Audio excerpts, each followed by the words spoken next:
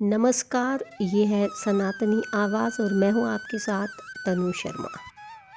सनातनी आवाज़ में आज प्रस्तुत है एक ऐसा विषय जो रोज़मर्रा की ज़िंदगी की लड़ाई और भगवत गीता से जुड़ा हुआ है। चाहे प्राचीन योगी के दृष्टिकोण से देखें या आधुनिक युग के साधक के दृष्टिकोण से, भगवत गीता उन सभी लोगों से बात करती हैं जिन्हें कभी ऐसा महसूस होता है कि उनका मन एक युद्ध क्षेत्र है।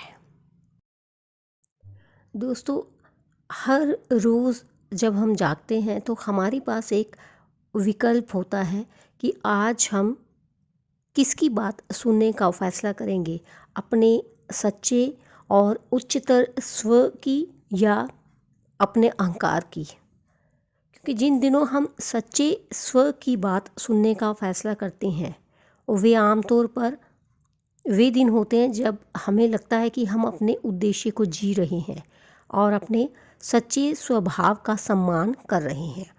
जिन दिनों हम अहंकार की बात सुनने का फ़ैसला करते हैं, वे आमतौर पर वे दिन होते हैं जब हमें सबसे ज़्यादा मुश्किलों का सामना करना पड़ता है और ज़िंदगी थोड़ी बहुत युद्ध के मैदान जैसी लग सकती है।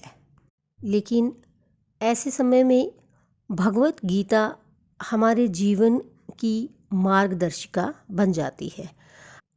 हम अपने जीवन उद्देश्य को चाहे जो भी माने, हम सभी का एक ही उद्देश्य है, जीवन को पूरी तरह से जीना, अपने भीतर और बाहर जो कुछ भी है उसे तलाशना। जैसा कि सिद्धार्थ गौतम ने कहा है कि अपनी दुनिया को तलाशना और पूरे दिल से उसमें खुद को समर्पित करना।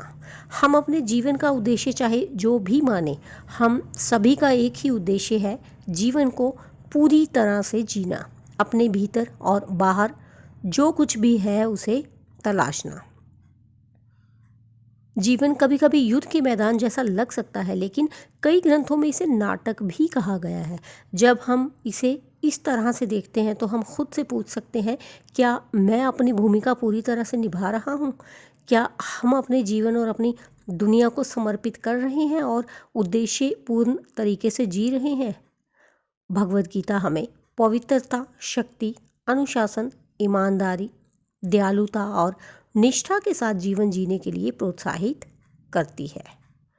इस तरह हम अपने उद्देश्य पा सकते हैं और उसे पूरी तरह से जी सकते हैं। जिस तरह कृष्ण अर्जुन से सभी संदेहों को दूर करने और अपने सर्वोच्च स्व पर भरोसा करने का आग्रह करते हैं, उसी तरह हम भी भगवत गीता के ज्ञान का उपयोग करके अपनी कठिनाइयों और निर्णयों का सामना निडरता और ईमानदारी से कर सकते हैं और जीवन को प्रामाणिक और पूर्ण रूप से जीना सीख सकते हैं। तो मुझे दीजिए अनुमति, फिर मिलती हूँ।